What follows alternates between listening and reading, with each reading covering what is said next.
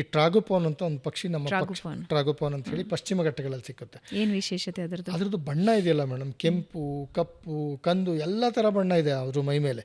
ಅದನ್ನು ಮಾತ್ರ ನೀವು ನೋಡಿದರೆ ನೀವು ಯಾವಾಗಲೂ ಪಕ್ಷಿ ವೀಕ್ಷಣೆ ಮಾಡಲೇಬೇಕು ಅಂತ ಅನಿಸುತ್ತೆ.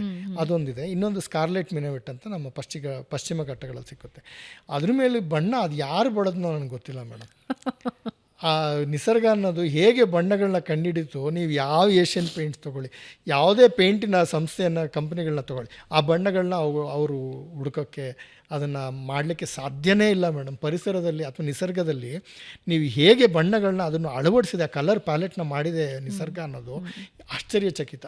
ಅದಕ್ಕೆ ಹೆಂಗೆ ಗೊತ್ತು ಈ ಬಣ್ಣಕ್ಕೆ ಈ ಬಣ್ಣ ಮ್ಯಾಚ್ ಆಗುತ್ತೆ, ಆ ಪಕ್ಷಿಗೆ ಹಾಕಬೇಕು ಅಂತ ಹೆಂಗೆ ಗೊತ್ತಿತ್ತು ಹೇಳಿ? ವನ್ಯಜೀವಿಗಳಿಗೆ, ನಿಸರ್ಗಕ್ಕೆ ಹೆಂಗೆ ಗೊತ್ತಿತ್ತು? ತುಂಬ ಸುಂದರವಾಗಿರೋ ಬಣ್ಣಗಳನ್ನ ನಿಸರ್ಗದಲ್ಲಿದ್ದಾವೆ. ಹಾಗಾಗಿ ನಿಸರ್ಗಕ್ಕೆ ನಿಸರ್ಗ ಮಾತ್ರ ಸಾಟಿ, ಸಾಟಿ ಇನ್ಯಾರು ಸಾಟಿ ಇಲ್ಲ.